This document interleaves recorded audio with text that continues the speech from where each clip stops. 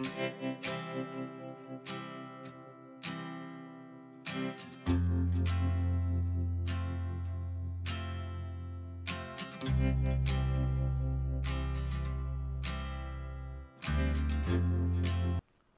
Duncan was the King of Scotland, there lived a brave general who was looked up to with high esteem throughout Scotland for his great valor and skill in wars.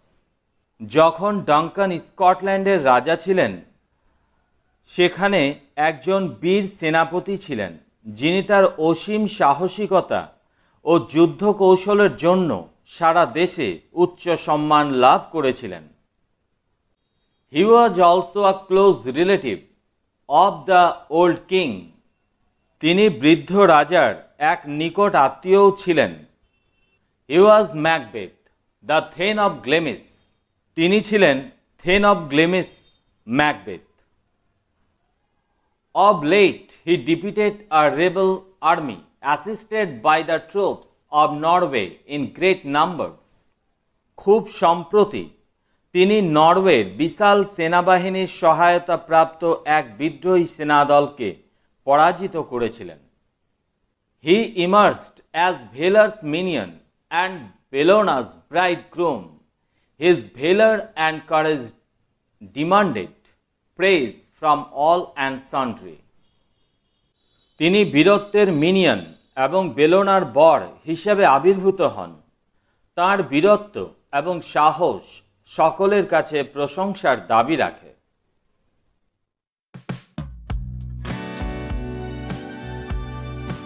The two Scottish generals, Macbeth and Banquo, were returning from the great battle.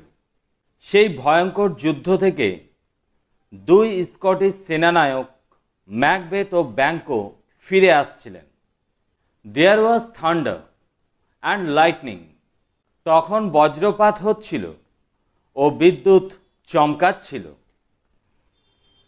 On the way, they were stopped by the strange appearance of three figures that looked like women, except that they had beards and their withered skin and wild dresses made them look like unearthly creatures. চলার পথে অদ্ভুত দেখতে তিনটি ছায়ামূর্তি তাদের পথ আটকে ছিল। তারা মহিলার মতো দেখতে হলেও তাদের দাড়ি ছিল এবং খসখসে চামড়া আর বন্য পোশাকে তাদেরকে অপার্থিব জীবের মতো দেখাচ্ছিল। They were dancing, they were singing. তারা নাচতে নাচতে গান গাইছিল। Fear is foul and foul is fear, hover through the fog and filthy air. ভালো হয় মন্দ আর মন্দ হয় ভালো, কুয়াশা আর নোংরা বাতাসে উড়ে চলো।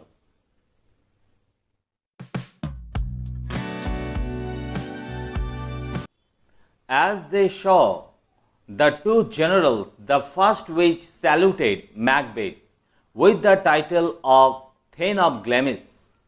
তারা যখন দুই সেনানায়ককে দেখল, প্রথম ডাইনি ম্যাকবেথকে অভিবাদন জানালো থেন অফ গ্লেমিস বলে।